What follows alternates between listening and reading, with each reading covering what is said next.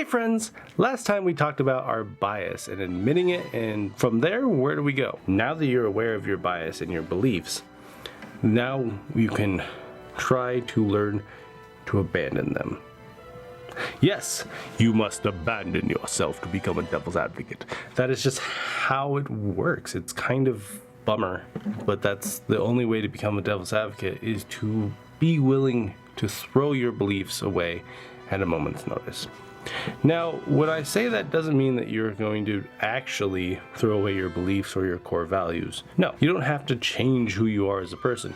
You just have to be willing to open your mind to the sentiment that you are wrong on every single thing that you believe.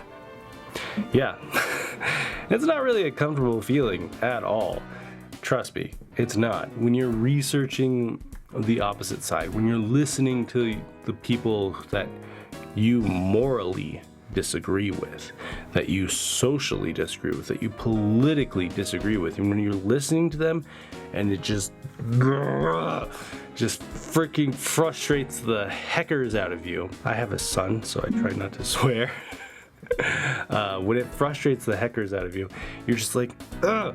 And so when you try to move on from this, it may become impossible, because remember that cognitive dissonance we talked about last time? When you're getting this new information, it's just going to start slamming against that wall. When you're trying to become a devil's advocate, you need to tear down that wall. The wall is your core beliefs, and it's important to hold on to those. It's important to know who you are, and to be a devil's advocate really requires a lot of self-reflection.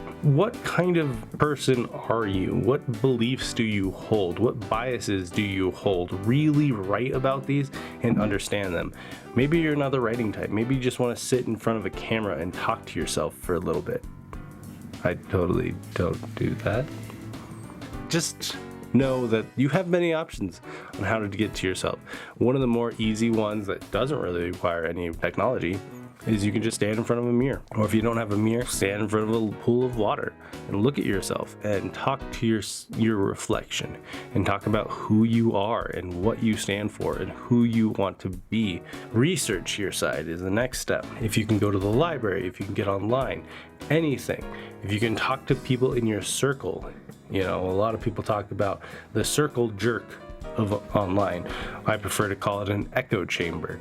Get into your echo chamber and really listen to what everybody is saying, but while you're listening to what they're saying, keep that open mind and perception of maybe everyone is wrong here. Maybe we're all wrong about everything. Maybe abortion isn't a women's rights issue. Maybe abortion isn't murder.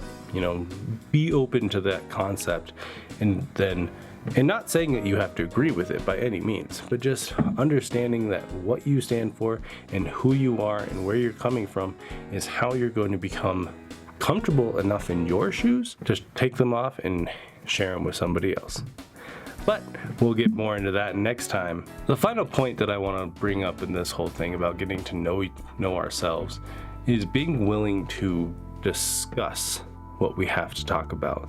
Maybe you want to practice in getting in a debate with somebody that you completely disagree with and not backing down on anything. Just constantly trying to reinforce your side, reinforce your points over and over and over without, this is important, no matter what. Many famous political pundits do these things constantly, and they're always losing debates. But you see it online of like, this person destroys this person, or that person owned that person. It's like, no, they didn't. They clearly lost the debate because, one, they resulted to personal attacks, or as are commonly referred to as ad hominem logical fallacies. Ad hominem logical fallacy is when you no longer actually defend against their points, their debate points, so you're just going to start attacking them rather than the argument.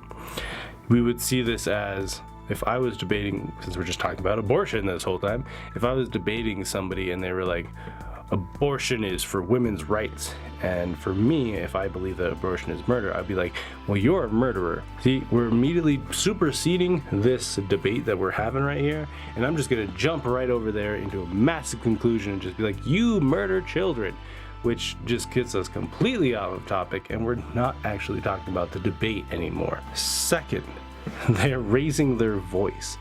This is something that you see all the time in debates, and people are like, oh, they destroyed them because they raised their voice. Generally, the person who's screaming and who's trying to be the loudest and is just trying to drown out the other person, probably because the other person has a more valid point. So when you hear somebody screaming and yelling at somebody, know that they've automatically lost the argument, because they can no longer handle their emotions and they have completely lost all validity. And even if they're making good points, if they're screaming those points and if they're yelling at them and they're raising their voice, it often discredits their arguments across the board. And even if they're making good points that, hey, maybe you agree with, maybe you like that passion, maybe you really want to hear them just vocalize, it doesn't matter. Automatically, they've lost the debate from doing that. They've lost their stance, and they've subconsciously admitted, you have a better argument than I do, so I need to start yelling and raising my voice and talking over you to be able to get heard. And a lot of the time this leads into entrapment styles. You'll see this on very famous political pundits. They do this all the time. They try to yell at them, talk really fast, and then entrap them into something.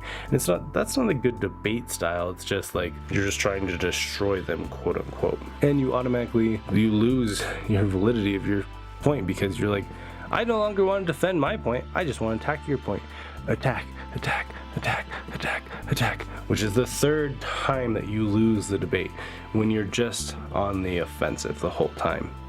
Which is honestly a good way to win like college debates, is just being on the offensive, learning where these nooks and crannies of your opponent are and just shoving wedges into that. That's not what I'm talking about. What I'm talking about is when you're doing nothing but attacking, even when your opponent rebuts with something that is actually a valid response and comes back with an answer to your attack. And if you don't actually honor that and respond, and you just deflect and you just go back on the offensive, that is another sign that you have losing the debate, because you're just like, I will refuse to be open to new information. And if you're closed-minded, why are you even having a debate? Because the point of the debate is not to prove yourself right. It is to open your mind and try to figure out who is right and what is the truth in the situation.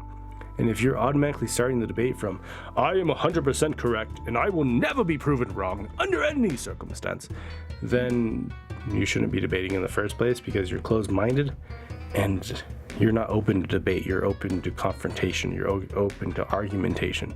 And yeah, you can have an argument, go for it, but that's not a debate. Knowing the difference between argument and debate will take you very far in being a devil's advocate. Now we've talked about what is a bias in the first TMF debates, and we talked about how to learn who we are and our own bias, and then try not to automatically lose a debate when we're defending our own bias. Next time, we're going to talk about how to get into that other person's head. Who are they? What are they doing? Why does this person wear yellow kitty hairs? These aren't yellow, that's pink.